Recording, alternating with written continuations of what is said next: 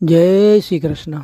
પ્રિય વૈષ્ણવજનો, આજે આપણે પુષ્ટિ સત્સંગ સાગર ચેનલમાં રાધાષ્ટમી એટલે કે શ્રી સ્વામિનીજીનું પ્રાગટ્ય, તો ખરેખર શ્રી રાધાજીનું પ્રાગટ્ય કઈ રીતે થયું હતું એ એક અલૌકિક પ્રકાર છે આ કોઈ, તો એના વિશે સત્સંગ કરશું. એ પહેલાં જો આપે પુષ્ટિ સત્સંગ સાગર ચેનલને સબસ્ક્રાઈબ ન કરી હોય તો સબસ્ક્રાઈબ કરો તથા અન્ય વૈષ્ણવ મિત્રોને શેર કરો, જેથી કરીને સત્સંગના નવા નવા વિડીયોઝ તેમને સુધી પણ પહોંચી શકે. હવે રાવલ છે એ શ્રી કીર્તિજીનું પિયર અને શ્રી વસભાનજીનું શ્રી સ્વામિનીજીનું મોસાળ. ત્યાં શ્રી વસભાનજી અને કીર્તિજી પ્રભુ ભક્તિમાં દિવસો પસાર કરતા હતા. શ્રી વસભાનજીનો એક એવો નિયમ હતો કે વહેલી સવારે ઉઠી શ્રી યમુનાજીમાં સ્નાન કરવા જતા અને ત્યાંથી એક લોટી યમુના જલની તેઓ લાવતા અને તે જલ વડે પોતાના શ્રી ઠાકોરજીને તેઓ સ્નાન કરાવતા. આ નિત્યનો ક્રમ એનો. એક દિવસે અનાયાસે એ લોટીમાં, એ જલની લોટીમાં જળની સાથે એક કમળ પણ આવ્યું.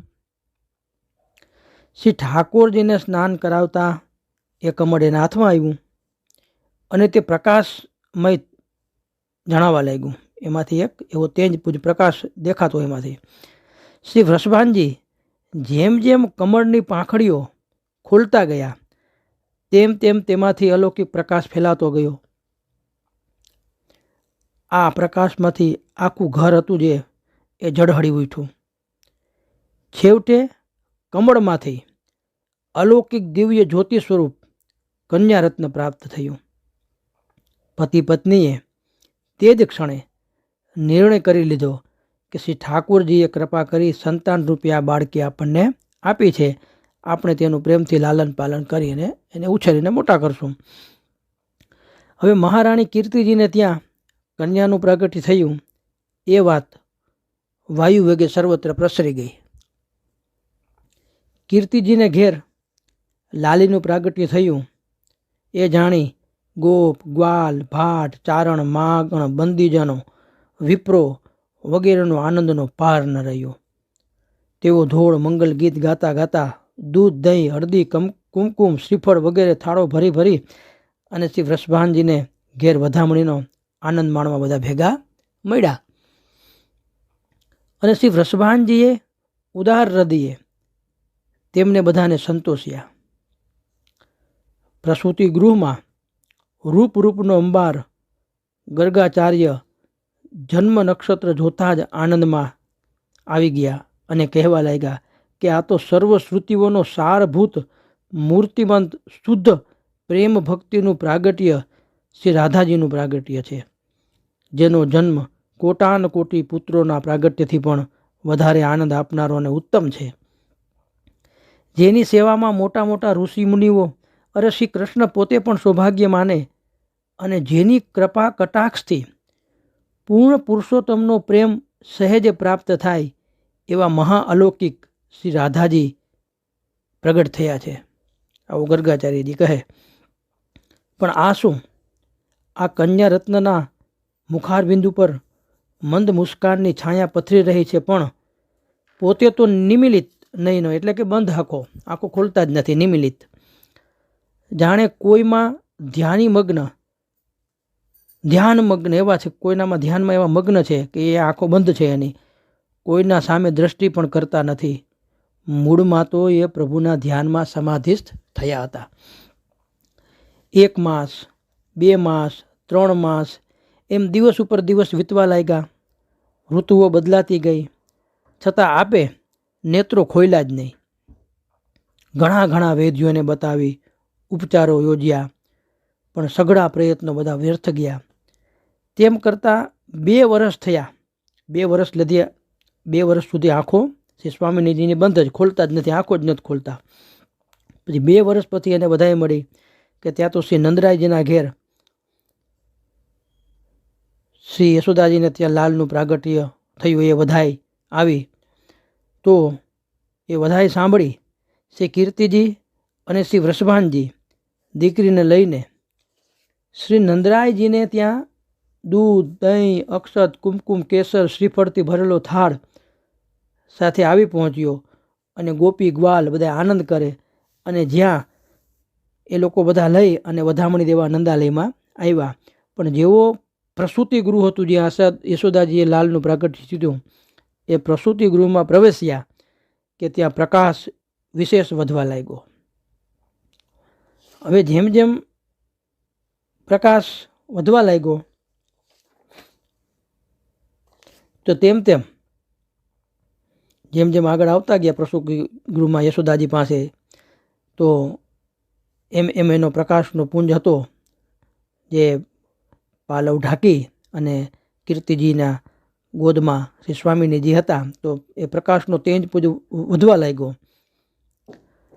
જેમ જેમ સમય જતો જાય તેમ તેમ પ્રકાશ વધારે ને વધારે ઝળહળવા લાગ્યો. તે સમયે શ્રી યશોદાજીએ શ્રી કીર્તિજીને પૂછ્યું કે તમારા આવવા પછી જ આ પ્રકાશ વધતો જાય છે તો તમે કશું એવું કાંઈ લાવ્યા છો ભેટ સોગાદમાં, વધામણીમાં, કે આટલો બધો પ્રકાશ કેમ ફેલાણો? ત્યારે શ્રી કીર્તિજીએ પોતાનો પાલવ ઉપાડી લઈ બતાવ્યો કે હું તો કશું લાવી નથી, જુઓ ફક્ત આ લાલી છે. બરાબર આ જ ક્ષણે લાલીએ એટલે કે શ્રી સ્વામિનીજીએ નેત્રો ખોલ્યા અને શ્રી ઠાકોરજીના દર્શન કર્યા અને તે જ ક્ષણે શ્રી ઠાકોરજીના હૃદયમાંથી આધિદૈવિક રસ સ્વરૂપ શ્રી સ્વામિનીજી પ્રગટ થયા અને તે આજ પુષ્ટિ માર્ગના સ્વામિનીજી અને પ્રથમ શ્રી કીર્તિજી પધરાવી લાવ્યા હતા તે શ્રી રાધાજીના આધ્યાત્મિક સ્વરૂપમાં ઉપર પ્રગટ થયેલું શુદ્ધ રસાત્મક સ્વરૂપ સમાઈ ગયું. શ્રી નંદરાયજીને ઘેર શ્રી ઠાકોરજીનો પ્રાદુર્ભાવ વિરહાત્મક સ્વરૂપનો માયા સહિત થયેલો છે અને તેમનામાં પાત્રરૂપ મથુરામાં વસુદેવજીને ઘેર વ્યૂહાત્મક પ્રાદુર્ભાવ થયો. તેવી રીતે વિરહાત્મક સ્વરૂપ શ્રી સ્વામિનીજીનું પ્રાગટ્ય શ્રી ઠાકોરજીના હૃદયમાંથી થયું.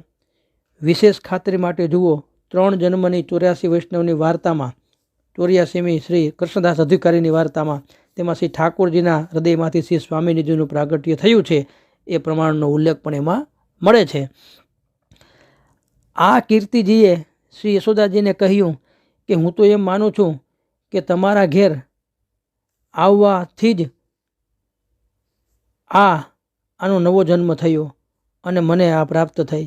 2 વર્ષ થયા ને અનેક દવાઓ ઉપચારો બધું કર્યું છતાં નેત્રો ખોલ્યા નહીં આ લાલીએ અને આજે એકાએક નેત્રો ખુલ્યા એ કુતૂહલ ઉત્પન્ન કરે છે. એ બતાવવાથી એ બનાવથી સૌ બધા આનંદમાં આવી ગયા અને શ્રી વૃષભાનજીએ આવેલા સૌ ગોપી ગ્વાલને આમંત્રણ આપ્યું કે હવે આવે એ ભાદરવા સુદ આઠમને દિને શ્રી રાધાજીનો જન્મ ઉત્સવ ખૂબ ધૂમધામથી ઉજવવાનો છે, માટે સૌ બધા બરસાના પધારજો એવું નિમંત્રણ પાઠવું. એ જ પ્રમાણે બરસાના પહોંચતા સુધી તો જે ગામો આવ્યા રસ્તામાં ત્યાં લોકોને જે મળ્યા તે સૌને આમંત્રણ આપતા શ્રી વૃષભાનજી બરસાના આવ્યા અને નિયત દિવસે ગોપી ગ્વાલો વગેરે સૌ દૂધ, દહીં, હળદર, કુમકુમ, કેસર, શ્રીફળ વગેરેથી થાળો ભરી અને મંગલ ગીતો ગાતા શ્રી વૃષભાનજીને ત્યાં બરસાના આવ્યા અને શ્રી વૃષભાનજીએ સૌને દાન આપ્યા અને પ્રસાદ લેવડાવ્યો અને અતિ આનંદથી શ્રી રાધાજીનો આ પ્રાગટ્યોત્સવ જન્મોત્સવ મનાવ્યો. તો આ રીતે શ્રી સ્વામિનીજીનું અલૌકિક પ્રાગટ્ય. તો એમાં શ્રી રાધાજીમાં આપણે જોઈએ તો વસ્ત્ર અને સેવા શૃંગારમાં વસ્ત્ર એ શ્રી રાધાષ્ટમી જન્માષ્ટમીની જેમ જ સાજને બધું આવે અને એ જ રીતે ઉત્સવ મનાવવાનો હોય છે. એમાં શ્રી સ્વામિનીજી જો પ્રત્યક્ષ બિરાજતા હોય તો તિલક રાજભોગ સરે પછી થાય. સમય થઈએ નિત્યવત ભોગ સરાવી બીડી શ્રી તથા સ્વામિનીજીને અરોગાવી પછી શ્રી ભાવનાજી સૈયા મંદિરમાં પધારે. સૈયા મંદિરમાં સાંગા માટીનું ડાબી બાજુ ચોકી ઉપર બિરાજે. શ્રી ભાવનાજીની બાજુમાં સિંદૂર, નાળા છેડી, કેસરની કટોરી રહે. આ બધું હવેલીમાં આપણે જતા હોય તો આ દર્શન બધા ક્રમના થતા હોય છે. જન્માષ્ટમી રાધાષ્ટમીની વધાઈ આખો દિવસના બધા સમયમાં એ રાધા અષ્ટમીની વધાઈનું ગાન થાય છે. બીજું કે આ સ્વામિનીજી શ્રી રાધાજી, શ્રી રાધેજુ, શ્રી કૃષ્ણ વલ્લભા, શ્રી રાધાજી, કૃષ્ણ પ્રિયા, શ્રી રાધે રાણીના પ્રાગટ્ય વિશે અનેક શાસ્ત્રોમાં, અનેક પુરાણોમાં ઉલ્લેખ થયેલો છે. બ્રહ્મ વૈવર્તક પુરાણમાં કહ્યું છે કે એક સમયે ગોલોકધામમાં શ્રી હરિ એકલા અટુલા વિચરી રહ્યા છે અને વિચાર કરી રહ્યા છે કે આમ એકલા એકલા લીલા કરવાનો, બોલવાનો કે રમણ કરવાનો આનંદ નથી આવતો. આનંદ મેળવવા માટે કોઈ સાથી સંગીની સાથે હોય એ જરૂરી છે. જો સાથી સંગીની સાથે હશે તો લીલા કરવાનો આનંદ આવશે. આમ વિચારી અલૌકિક આદિત્ય સ્વરૂપ શ્રી પૂર્ણ પુરુષોત્તમ પ્રભુએ સ્વયં આનંદ પ્રાપ્ત કરવા માટે પોતાના સ્વરૂપમાંથી આનંદ સ્વરૂપાનું પ્રાગટ્ય કર્યું. શ્રી રાધાજીનું પ્રાગટ્ય થયું. તે તાતે સ્વર્ગલોકમાં અનેક ઝાલર અને ઘંટડીઓ રણઝણ કરતા રણકી ઉઠ્યા અને પ્રગટ થતાં જ તે કન્યા દોડી અને પોતાને શ્રી કૃષ્ણચંદ્રના ચરણકમલમાં ઢાળી દીધી. જન્મતાની સાથે જ એ દોડી. સંસ્કૃતમાં કહ્યું કે જે જન્મ એટલે કે રા અને દોડવા માટે ધાવતી શબ્દનો પ્રયોગ થયો છે, માટે આ કન્યાનું નામ રાધા રાખવામાં આવ્યું છે. રાધોક ઉપનિષદમાં કહે છે કે કૃષ્ણેન આરાધ્ય ઇતિ રાધા કૃષ્ણમ સમારાધ્યાયતિ સદેતી રાધિકા. શ્રી કૃષ્ણ જેની નિત્ય આરાધના કરે છે તે રાધા છે. વેદ અને ઉપનિષદના જ્ઞાતાઓ અને વિદ્વાનોએ કહ્યું કે અનાદિ પુરુષો તો એક જ છે. અનાદિ પુરુષ તો એક જ છે, પરંતુ પોતાના એક સ્વરૂપના તેણે બે સ્વરૂપ બનાવ્યા. તે અનાદિ સ્વરૂપના બે સ્વરૂપમાંથી જે રસિકાનંદ રસરાજ સ્વરૂપ હતું તેને શ્રી રાધિકાજી, શ્રી રાધાજી, શ્રી કૃષ્ણપ્રિયા વગેરે નામથી સંબોધિત કરે છે. દેવી ભાગવતમાં રાધા શબ્દનો અર્થ દર્શાવતા કહ્યું છે કે પ્રથમ શબ્દ ર આવે એટલે કે જન્મ જન્મના પાપોનો નાશ કરે છે આ ર શબ્દના ઉચ્ચારથી. બીજો વર્ણ આ આવે રાધા, સંધિ છૂટી પાડીએ એટલે અકાર નીકળે. આ એટલે મૃત્યુ, ગર્ભવાસ અને ઓછી આયુ રૂપી શ્રાપને દૂર કરે છે આ નામના ઉચ્ચારથી. ત્રીજો શબ્દ છે તે ધનો અર્થ બતાવતા કહ્યું છે કે જે શ્યામ સાથે મિલન કરાવે છે તે ધ શબ્દથી શ્યામ સાથે મિલન થાય છે. ચોથો વર્ણ તે આ છે અને આનો અર્થ થાય છે કે જે જીવોને તમામ બંધનમાંથી મુક્ત કરે છે તે. જ્યારે બ્રહ્મ વિવર્તક પુરાણના કૃષ્ણખંડમાં કહે છે કે રાધેત્યાવામ રંશધાની. રાકાર શબ્દને દાનવાચક છે, જ્યારે ધા શબ્દ નિર્વાણ બોધક છે. જે નિર્વાણનું દાન આપી રહી છે તેનું નામ રાધા. નારદ પુરાણમાં કહે છે કે નારાયણ ભગવાનના પ્રાણમાંથી જેનું પ્રાગટ્ય થયું છે તે પ્રાણેશ્વરીનું નામ રાધા. ગર્ગ પુરાણમાં કહે છે કે શ્રી ઠાકોરજીના હૃદયમાં રહેલા પ્રેમ, ભક્તિ અને શૃંગારનું ત્રિવેણી સ્વરૂપ શ્રી રાધા ભાવ છે. પદ્મ પુરાણમાં કહે છે કે ભગવાન કૃષ્ણે પોતાના તેજોમય સાકાર પરાશક્તિનું પ્રથમ પ્રાગટ્ય ગોલોક ધામમાં કર્યું છે અને બીજું પ્રાગટ્ય ભૂતલ ઉપર શ્રી વૃષભાનજી અને આ કલાવતીજીને ત્યાં થયું છે. શ્રી વિશ્લેષ પ્રભુચરણ કહે છે કે શ્રી વિશ્વાધારની પ્રિયતમા એવા શ્રી સ્વામિનીજી, શ્રી કૃષ્ણ વલ્લભા રાધેજી એ મહાભાવનું ઘનીભૂત સ્વરૂપ છે. શ્રી હિત હરિવંશજી થઈ ગયા વ્રજમાં રાધા ઉપાસક, જે રાધારમણ સ્વામીના સંપ્રદાયમાં. ભગવાન શ્રી કૃષ્ણના આરાધ્ય શક્તિ અને પ્રભુના પ્રેમનું સત્ય સ્વરૂપ તે શ્રી રાધાજી છે. શ્રી ભાગવતજીમાં શ્રી રાધાજીના નામનો ઉલ્લેખ થયો નથી. એનું મુખ્ય કારણ છે કે શ્રી ભાગવતજીની કથાના વક્તા શ્રી સુખદેવજી છે અને શ્રોતા તે રાજા પરીક્ષિત છે. શ્રી રાધાજી તે શ્રી સુખદેવજીના ગુરુ છે અને શ્રી સુખદેવજીને માટે શ્રી રાધાજીના નામનો ઉલ્લેખ થવો એટલે ગુરુચરણોને યાદ કરવા. પરંતુ રાજા પરીક્ષિતને આ ભાગવતની કથા પૂર્ણ રીતે 7 દિવસમાં સંભળાવવાની હતી. તેવામાં જો ગુરુચરણની યાદ આવતા સુખદેવજીને સમાધિ આવી જાય તો કથા વિસરાઈ જાય. તેથી શ્રી સુખદેવજીને શ્રી ભાગવતજીની કથામાં શ્રી રાધાજીનો ઉલ્લેખ કર્યો નથી.